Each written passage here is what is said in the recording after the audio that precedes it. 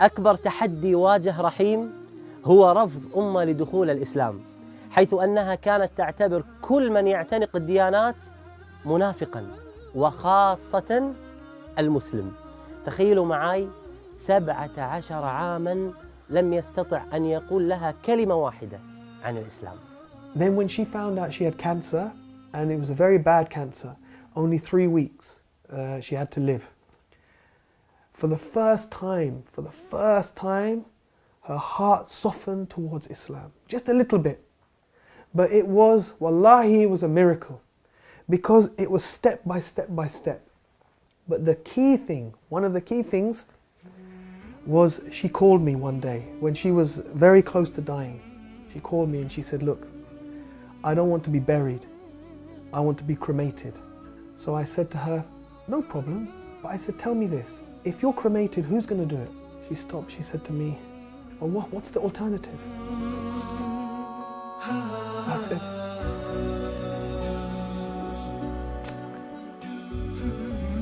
I said, the alternative is if you die, then your sons, me and your sons, we will carry you. No one else will see you.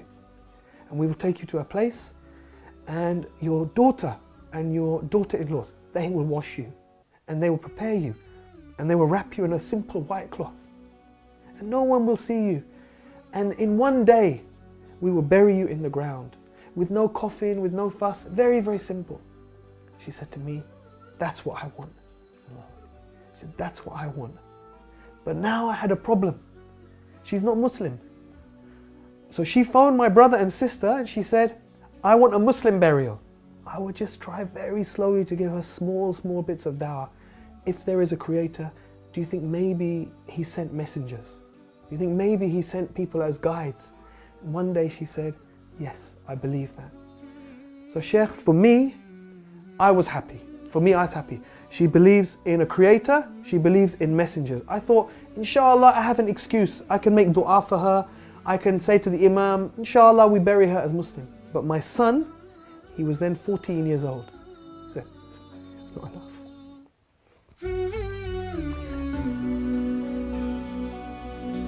He said, it's not enough. He said, she has to say Shahada. So I was scared, because I thought if he tries to make her say Shahada, then she will say, no, I don't want to say this. And then I have a problem. He said, don't worry, Abba, don't worry. I will talk to her. So he went up to her bedroom. He said, and I was downstairs for like 1 hour.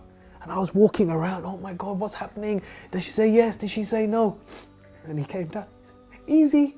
He said, no problem. I said, what? He said, she gave Shahada. I said, properly in Arabic?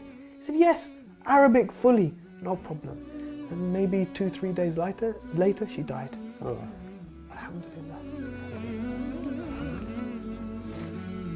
سبحان الله يعني وأن الله يهدي من يريد. كم عشت والتفريط عادة ما ذقت في الدنيا سعادة حتى اهتديت إلى العبادة يا راحتي لما اهتديت. I had no plans to go for Hajj that year because there were too many difficulties in the family after my mother died unexpectedly like that. But then Islam Channel called me, and actually their plan was not to take me. They asked me to go and I said I can't go this year. I've got too many difficulties with the family. Then at the last minute, when there was only a few days to go before Hajj, they approached me. They said, look, we've had some complications. We need you to come as the presenter this year. I said, I'm going to make Hajj for my mother. So within just 3 months of her dying, mashallah, I was able to go and I was able to make Hajj for my mother, and alhamdulillah share that with millions of people around the world. And so many people called, because she died in Ramadan, and I was doing TV work at that time, Allahu Akbar. People from around the world called and gave sadaqah in her name. Someone built a masjid in her name. So many orphans sponsored in her name. So Allah is Ar-Rahman. Allah is Ar-Rahman.